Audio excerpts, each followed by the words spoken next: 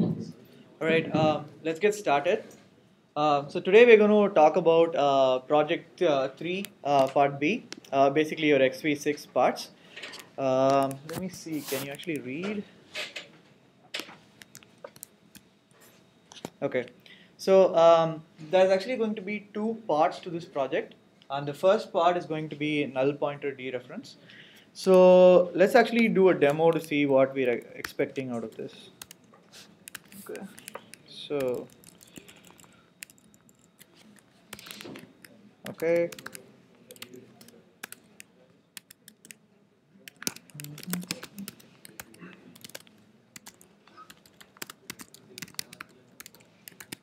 Okay, so let's have a sample program.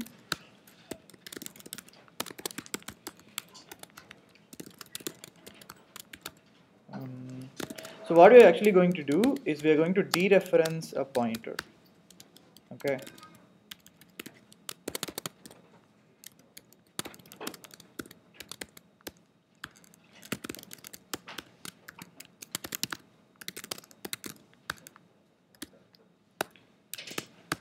Now, when we actually execute the program, we see that we have a segmentation fault.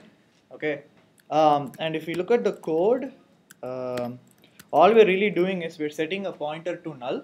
Zero. I mean, null is basically 0. So we're setting a pointer to null, and then we're just printing the value that is stored in that address. So we're saying we are dereferencing this pointer, and whatever is at this address, please print out to me as an integer. Okay. Do people remember from class why this leads to a segmentation fault? Maybe I should have asked this on the exam.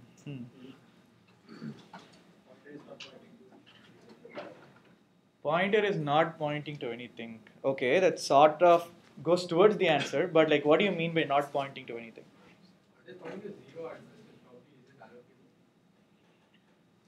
Very close, but what do you mean by, okay, we have one more answer. What do you mean by allocated? That's the catch there.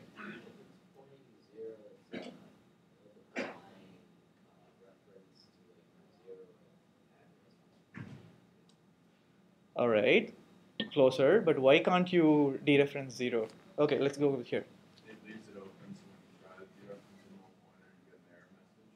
Yes, and what's the underlying mechanism for doing that?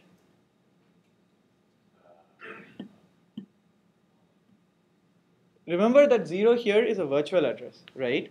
All we're trying to do is we're trying to access virtual address 0. So what will happen is that, all right, one more answer. Yes.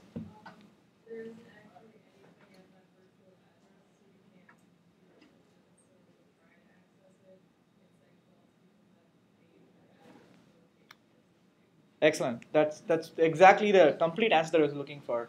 So when you're trying to access virtual address 0, it will try to translate that into a physical address. So it will go and look up your page table. Okay. In your page table, remember that we have a bit called the valid bit, which basically says whether programs can access that particular bit or not. So what will happen is that by design, we set up the first page in our page table to be invalid, to have no mapping to physical memory. So when you try to translate this particular address, it goes to the page table, and then the page table says, I don't know how to translate this address, and then we get a segmentation fault. Okay? And the reason it's called a segmentation fault instead of a page table fault is because back when computers were getting virtual memory, the first system to be put in place was segmentation. So historically, we call that a segmentation fault. Okay? Yes? Shouldn't this code segment, as in the code part of the address not start at 0? Because that's like the first thing we always see. It starts, so the first few pages, or like the first page at least, is usually unmapped. It's not allocated. And after that, we actually have the code. So the very first page is unallocated. But your question is a very good segue into the next part of the demo, which is we're going to do the same thing in XV6. Okay. So let's move this out, which is where I've been experimenting. So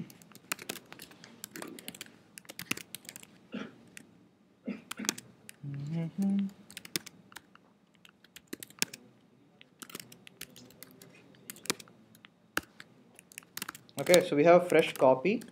We're going to go in there. And we're going to modify one of the programs that we already have. Okay, let's say we modify tester.c, which does nothing. So it's a good program to modify. Okay, that's right.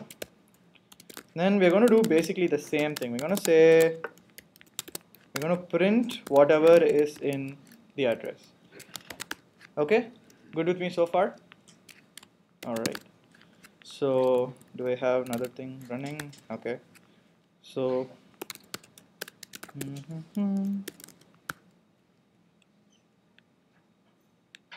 okay. So we have compiled, and we're going to run tester.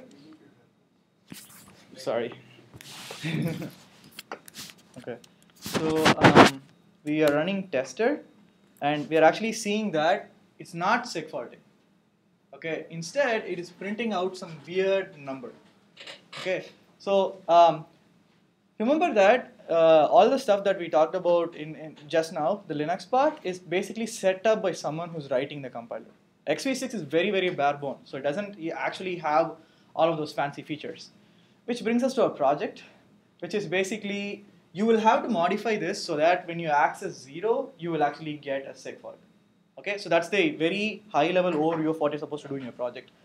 But let's take a closer look at what tab doesn't work, and now everything will fail. Okay, so let's take a closer look at what's going on by printing out the hex address.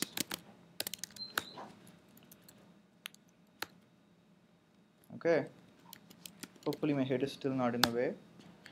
All right, so if we print out the hex value of what is present at address 0 in our tester process, we see 83E58955. So keep that vaguely in your mind because we're going to see where it actually comes from.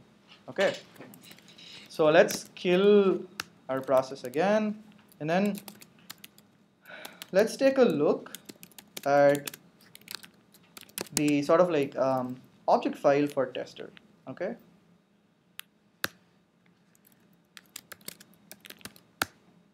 Now, can you see these parts?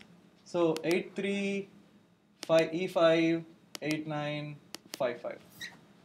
Okay. So as was just pointed out by Swapnil, we actually are accessing the code segment of the particular process, and since there's no protection in place, what we are reading is like the code, basically the first few parts of the code, and because of the big Indian, little Indian order, we are actually reading out in reverse. Okay, so if you don't have God pages or like the first page set to null, this is basically what will happen. If you try to access 0 or some small address, you will basically overwrite your own code pages if you don't have any other protection. Okay, so your task in this project, the first part at least, is going to be able to make this not happen. Okay, so when you are accessing some weird address, you should get a fault. Okay, and it turns out that's actually reasonably easy to do. Okay, and I'll walk you through how to actually do it. But since that involves the second part as well, I'm going to go ahead and talk about the second part. So XV6 currently has a fixed sized stack. Okay, to be precise, it only can give you one page of stack space. Okay, this is a pretty big limitation which you'll be removing in this particular project. The address space is currently laid out like this. You have the code which we just dereferenced and tried to access. We have the stack which is just one page, and then we have the heap which just keeps growing. Okay, so this is how processes in XV6 currently work. What we really want is, we want code. This should be followed by the heap, which should just grow towards the high end of the address space. And then at the end of the address space, which is currently 640 KB, you should have your stack. And that should grow backwards. Okay? I know this seems like really, really tough thing to do. So I'll be walking you through like several parts of this, but I will be leaving out some parts that will not explain, so that if you want, there is a challenge in it for you. Okay? So it turns out this is not actually that hard to modify. So we will be looking at exec.c. Okay.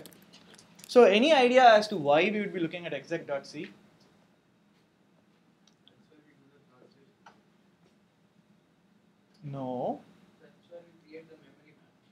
Correct. So when we do exec of a process, right, what do we actually do? We take the binary image of some other thing on disk, we take it and we load it up in our process so that it can now run that image. As part of this, we actually set up several things for the new process. We say, here's your stack, here's your new binary image, here's your heap, and so on and so forth, right? So all of that is done by exec. And so exec is the place to modify when you want to figure out how to change your address space mappings. Okay, so I'll be like walking you through like several portions of exec. At the end of this, basically, you should have a much clearer idea of like what are the things that you need to change in your project. Okay, so let's get started. So there's this elf header stuff in exec, which is basically we are checking if the binary that we are loading, the program binary we are loading, is in a correct format or not. And the format that they're using is elf. And you actually don't need to know much about elf in this particular project. Okay, you just need to be aware that there is a binary format called elf, and then we are using it in xv6. You don't need to know any details about it. Okay.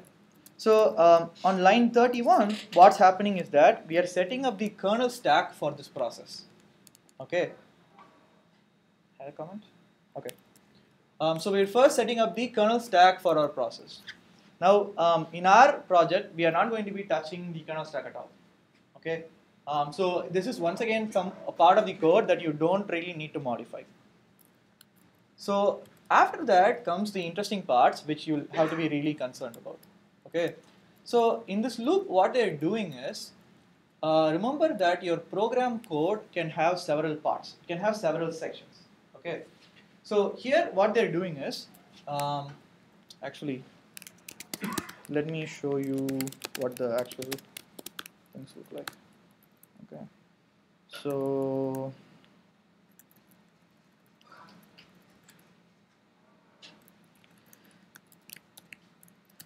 this is what the sort of like elf binary header looks like. You don't really need to know a lot of it, but you do need to know that we will be accessing several things called program headers, program section headers. Okay, so this is inside your binary, like each section of your program, how do you load it up into your process? That's what this is basically telling you. Like what is the type of this program section, what's the offset, the virtual address, the physical address, the memory size, the size on disk, and flags. Okay. If that's a little bit overwhelming, you don't need to understand all of it. The reason I mentioned that was because that's being used in here. Okay. So what this code is doing is it's reading in your binary, and then it's looking at your offset for your program headers. Okay. And it's doing this for the number of program headers that you can find in your binary, and then it's going to load that one by one, and it's going to increment your offset by the size of your program header. Okay, so all this loop is really doing is saying for each part of our program, let's load it into our process one piece at a time. Okay, so that's all this is doing. The first thing it does is it tries to read the program header. You don't need to worry about like how this is happening. We'll be touching upon it in a different project, but it does check for a few conditions, whether the size is correct, whether the type is correct, and so on. And here's the first thing that we're really interested in. So alloc UVM will basically take a region of your virtual address space and will create mappings for it. Okay, so it's basically saying take this particular page directory or page table entry point, and from this size to this size, I basically want you to create mappings. Okay, so this is one function that you will really have to understand deeply to sort of continue, and it's in vm.c.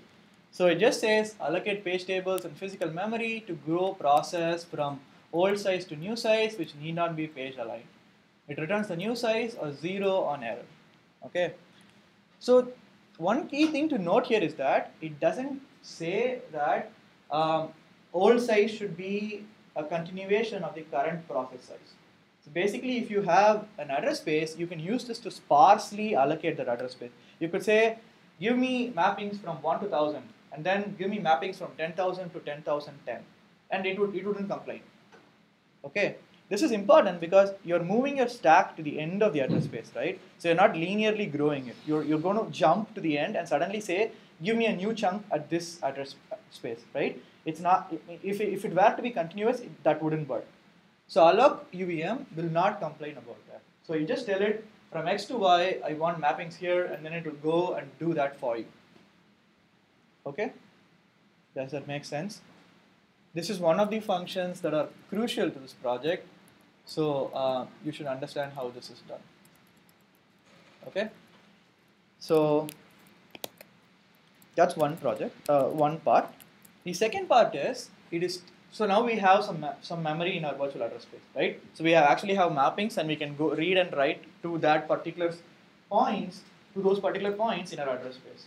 So now what we're saying is, we want to load up that space in our virtual memory with this particular program header.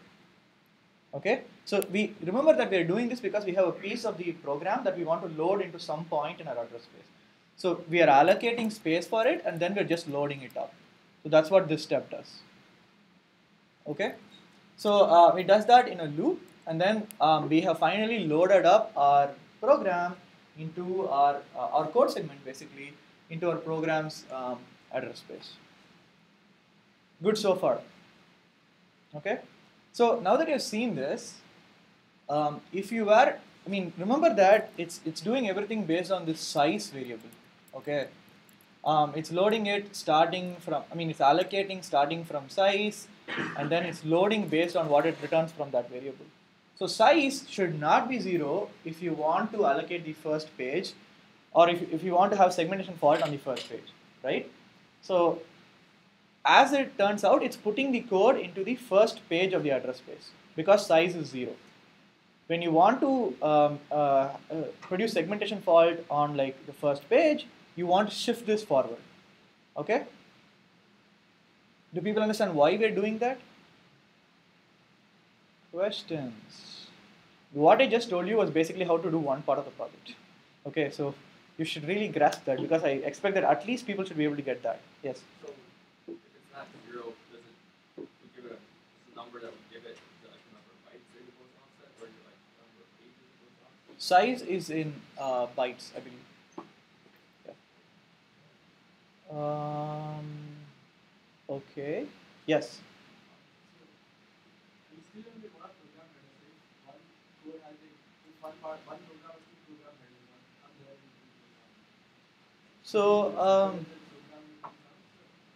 right. In the x86 programs that we see, there's usually just one program header. That's like the whole program. But you can write more complicated chunks. So I have personally have not written a program with more than one program header, so I'm not entirely sure. What would that be used for? How would that be different? So usually it has two different independent chunks, and then you jump from one chunk. You can jump from one part to another. So think of them as segments, right? So your program header thing is going to say, I'm going to have this whole chunk starting from some virtual address, and it's going to be of this size. It's contiguous in virtual address space. If you have multiple program headers, you can actually access different parts of your virtual address space. Okay? Yes? I'm not sure I'm understanding it correctly. So the reason that SP6 does not throw a seg fault for address 0 is it has allocated? Yes. And it has it allocated, and it has code in that part. Okay? Any more questions? Yes? So if we don't have anything allocated in the spot, it's built with small, It doesn't have a mapping. You can't access it. If you try to access it, you will end up with a seg fault. Yes? Does that only work if you offset that whole page, or just So your alloc UVM, if you go and look at what it does, it will, for the range of addresses that you give, it will find out what page it belongs to in the address space and will allocate for it. So let's say you shifted size by half a page, right? That it will still end up allocating the first page. Okay. Any more questions? Okay. Oh, yes. So it goes through each of page headers to see which kind of page header it is. How can we tell like the code segment versus the key segment versus the segment? Right, so we have only talked about the code so far. I'll tell you how we do the stack and the heap. Okay. Okay, so let's proceed. So, good segue again, but now here we have the stack.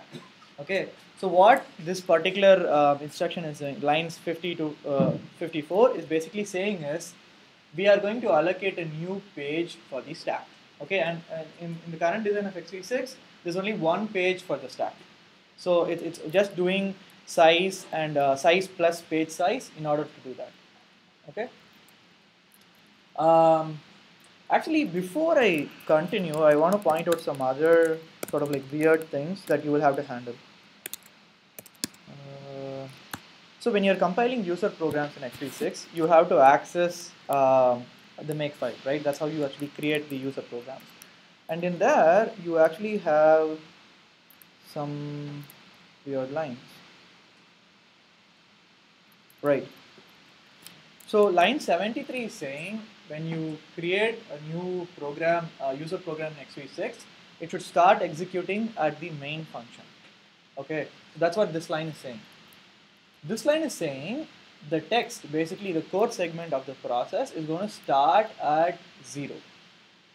Okay, so this is a problem for you because you will be modifying this when you want to do the null pointer dereferencing thing.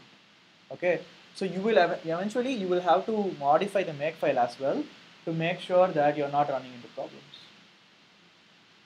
Okay. Okay. So now that we did that part, back to stack. So when a process is actually started, you actually put certain things on the stack irrespective of like what the process is. Okay. Some of those things are you'll need argc, argv. Do people know what that is? I'm hoping so, right? Okay. So you need argc, argv, and a return value. Okay. So that's what this piece of the code is doing. So it's saying we're going to set up with the stack and we're going to put the argc as the first argument after the return address, and then we're going to say we're going to put the argv pointer, and then this loop is basically just going through argv, the array, and then copying it out into the user stack. Okay. By the way, like if you don't put exit in your code, it has. Have people seen what happens? Okay, I'll just show you. Modifying our friend exit.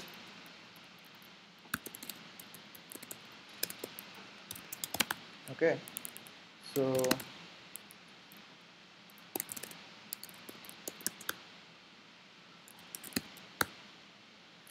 so it actually traps. And the reason it traps is actually relevant to the code we were just looking at. So when it returns from main, we just put on the stack the address that it should go to. Okay, we put 0xFFFF, and then that is unmapped. So what's happening is that it's trying to return, it's trying to read that address, and then we are finding out that we actually don't know how to translate that address. So we're getting a trap. Okay, this bit is important basically because you will be handling this in a different way in a later part of the project. Okay, but it is sort of interesting to know where that comes from, right? That basically happens. That basically happens because of this line, because of line 69. Yeah, because we put a dummy value into the return of the stack. When you return from main, you try to read this value. It's unmapped, so it crashes. Okay. Okay, let's see. So I mean, all of this part is not things that you don't have to modify. It's just checking that it's just copying out the argv arguments into the stack and making sure that those are correct by checking some conditions. And then putting a 0 at the end, because remember that's how we check, right? Like at the end of the array, if we get a 0, that's the end of the pointer argument array. But I'll point you to some really interesting parts of this. So look at this. So it says your stack pointer is the size. Okay. so far, in what we have seen, we have put in the code segment, and so we have grown the size of the process to some value. Okay, and we're saying after that we have allocated one page, so size has now increased by one page after the code. Okay, and that's what we're pointing to as the stack pointer, the end of that page. Okay, and any time that we're actually putting something onto the stack, we basically are decrementing the stack pointer. Okay, um, so even here, like when we are saying we want to put the address of argv onto the stack, we are decrementing the stack. I mean, we're saying from the start of the stack pointer, this is where it should be. Okay, this is because in xv6 the stack grows backwards. Okay, it starts at the highest address that you can get for a stack, and then it grows backwards. This is good news for you. Okay, because remember that in what we wanted to do, we wanted the stack at the end of the address space, and we wanted it to grow backwards. Correct? So what the code is telling us is that the stack is already growing backwards, but it is limited by one page. Your task will be to take off that limitation to make sure that it can grow beyond that one page. Okay, and the stack is currently, as we see in the code, the stack is located just after the code segment. Okay, so to give you one part of the answer to our project, if you just relocated the stack, right, instead of being at size, if it's at some other mapped address in the address space, the rest of it should still work, because they don't care where stack is, right? They're just decrementing things in the stack, and they're putting, it's all relative to what the initial address of the stack is. Okay, so if you want to relocate your stack, that is all you have to do. Make sure that you allocate space at some point in the address space. Make sure your stack pointer points to that, and then the rest of it will sort of magically work. Okay, now there's one other part in that. So what I've just described will work if you only want a one-page stack, right? If you want a one-page stack, all you have to do is modify this part, which is putting the stack at the current size of the process, right? So you just modify this, and the stack will go somewhere else. But that will still not allow you to grow the stack. Okay, because when we try to access some address that's not currently mapped, we get killed. If you remember from a little example, like for example, if you try to access this address, it will the operating system will kill the process. Okay, I'll show you the reason for that. So let's see. This does not exist. Okay. So remember this function from trap.c, which is a very old friend of ours from P1. What in this particular trap, what we're seeing is we're just handling all the different kinds of things there are, right? We're saying if it's a system call, we want to do certain things. If it's timer, we want to do certain things, and if it's IDE or a communication port, we want to do certain things. If it's not any of those things, what do we say? We say if it's in user space, the process, assume that the process misbehaved, and they're going to kill it. And this is the stuff that's printed out if you get a page fault error. Okay, so of things that are extremely important to you is this part, the address. Okay, so let me demonstrate that for you.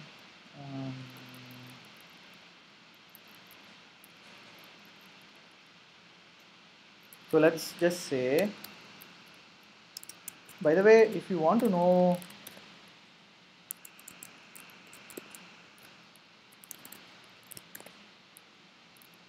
so in it's include, but in traps.h we have definitions for all of the different traps that we can do. Okay, and there is a trap for a page fault. Okay, so this trap is not currently being handled very gracefully by our operating system. Whenever we get a page fault, we're just going to kill the process. Now that's okay in general, but for your stack, you really need to handle this appropriately, right? So initially your stack will be at the end of your address space, and it will be one page. But when you're trying to, grow your stack in user space, you'll just be accessing some address, right? that will go to your stack, that will go to your kernel, and it will create a page fault because we don't have a mapping for the new stack address yet. Okay, so you will have to catch this page fault and you'll have to handle it appropriately. So going back here, let's just add some code to like see what happens on a page fault. Okay.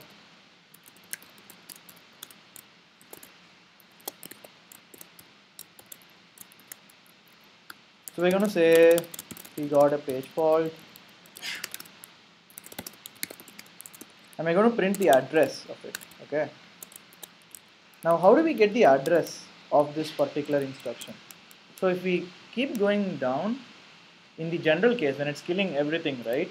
So it actually prints out the address, right? It says there is a fault that I'm not handling, and then this is the address at which it happened. And if you look at the code, this is how it gets that address. So we're going to use the same thing in our code. So we're going to say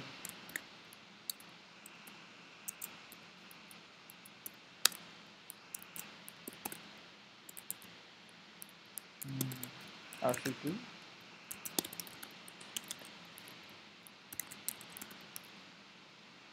RCR2.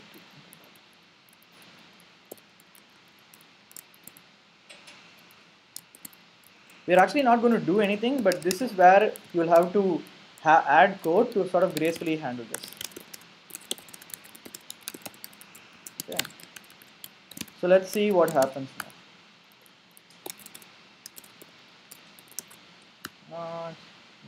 now. Okay. So can you see this? So our code executed and we say we got a page fault at this particular address. Okay. So this is basically how you'll be growing your stack.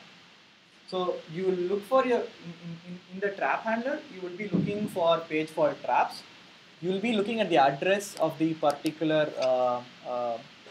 thing, and if it's an address that should go for your stack, like it's one page below the current stack size, for example, then you'll have to allocate that particular stack page. Okay, and we've already seen all the mechanisms for how you do that. You have alloc VM, you have load VM, so your tools are all there.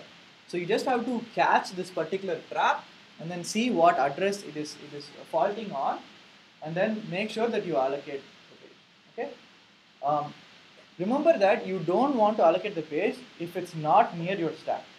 Like if you are seg faulting because you actually are trying to access page 0, like address 0, you shouldn't allocate them. So your policy should not be blindly allocate if you get a page fault. It should be only at the end of the stack. Okay. Sounds good. So there's one more part. I mean, it's not really crucial for you, but I'll show you how the heap currently works in XBasic. Yes.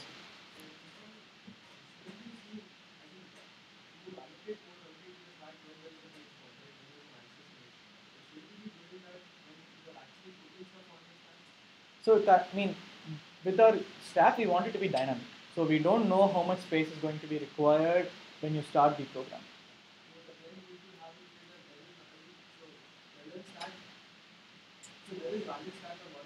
Okay.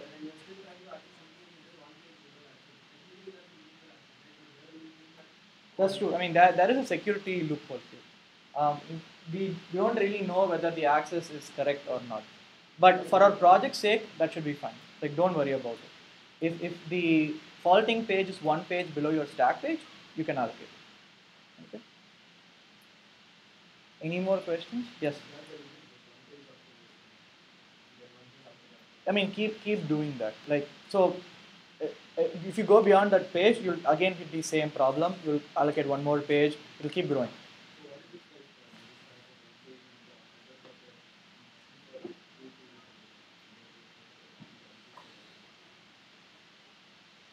So if you haven't actually allocated space in between your stack and the next page, we would probably call that an illegal access. Okay, because you're just jumping to some space without having allocated the in-between things.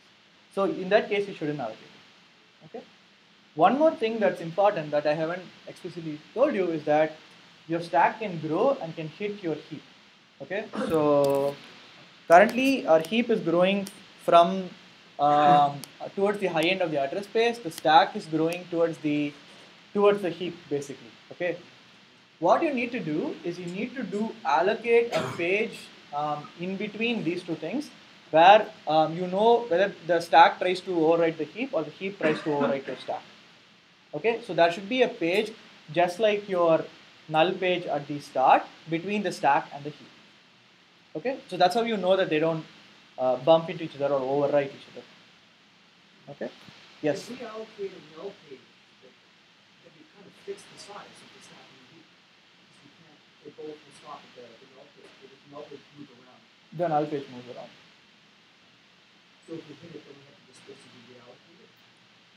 No. I mean, if you don't do anything, you actually have null pages everywhere between the heap and the stack, right? I'm saying whenever you are allocating an address for your stack, you have to make sure that you could actually do it so that your stack starts at the page where the next page where your heap ends.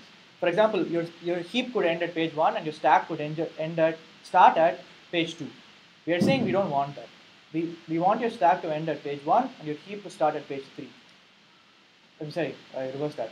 Your heap should end at page 1. That should be a gap page, and your stack should, coming from the reverse, should end at page 3. Okay, so we always want to have at least one page. Correct. That's what we want to say.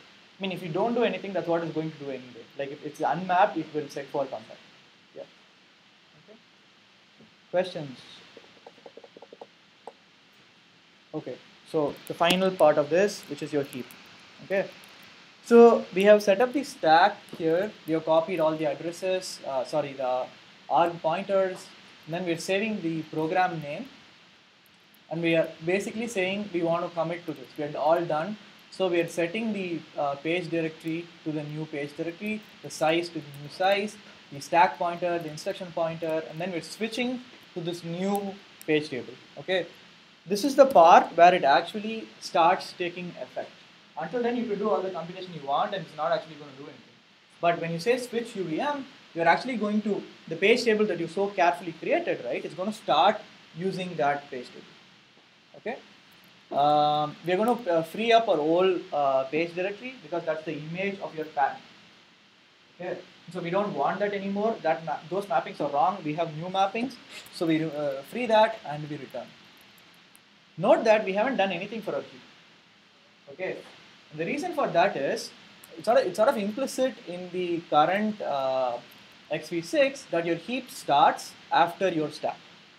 And so the way to do your heap is basically, where should I go for this? Doc.c. Okay. Let's see. Okay, awesome. I remembered correctly. Okay. So grow process is what things like malloc or whatever wants to grow your heap is basically going to use. Okay. So it's very simple. It's basically saying we want to allocate a new page at this address, and we're going to increase it by this size. That's all it does. So in Linux we have the sbreak system call, which does this for you. This is how it's actually implemented in XV6. Okay. So your heap basically will just keep growing because of this call, and it doesn't really care where your stack is. So once you relocate your stack from right next to the code to the end of your address space, your heap is not going to care.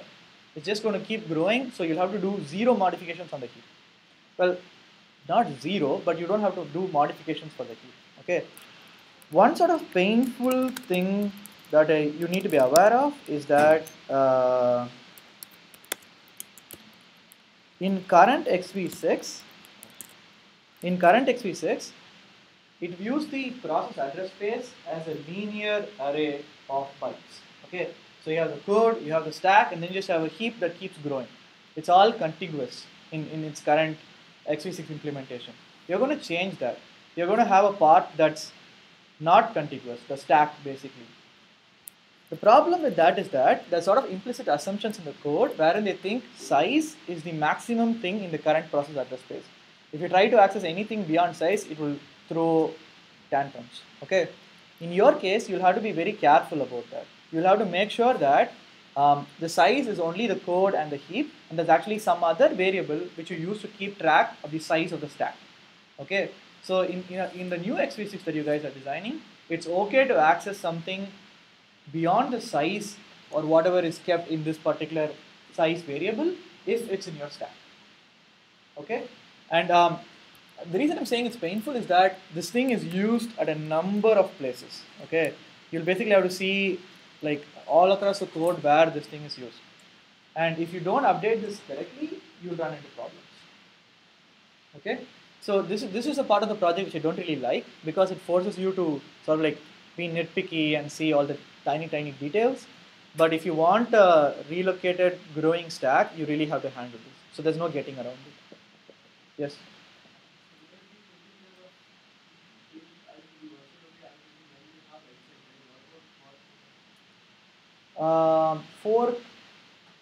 Fork just copies over your current address space.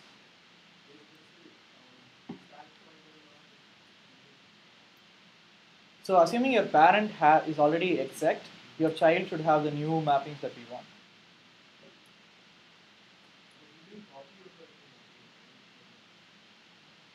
That happens after fork, right? I mean, fork will do all the copying for you, and then in exec you're doing it.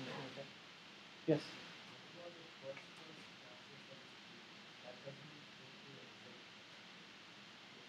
So the init process you're basically saying, right? So I mean, the init, you don't need to worry about the init process is my thing. So we will only be testing for user programs in our code. So we wouldn't be testing whether your first process has a stack of certain size or so on. Okay.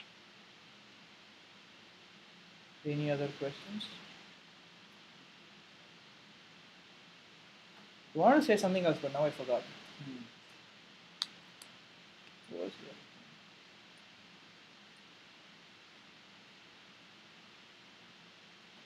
I don't remember right now, but when I do remember, I'll send you an email. But do people get the general idea of how to do this? Okay. So, oh yeah, now I remembered. So don't do this project by basically modifying a bunch of things and then trying to see if it works. That will fail. Okay. So your steps for this project are basically put a lot of like C printfs in the code, try to understand what variables have what value. For basically a very small and tiny program, think what the size variables should be, like how it should grow when you do certain actions. Make sure that you do C printfs and you see it actually matches what your expectations are. Okay, understanding this thing is the first step towards solving this project. So the next step should be to modify it in tiny ways so that you know you won't break the whole thing.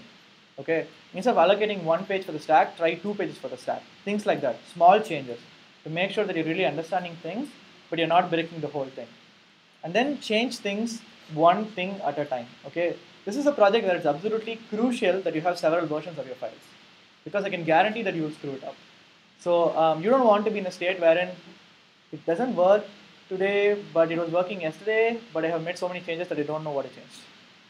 So I have been in that situation and it sucks because you have to start from a long point ago. So make sure you keep versions of your files so that you know at what point at least it was working so that you can work forward from there. Okay? Any more questions? Okay, so we're done today. Thank you.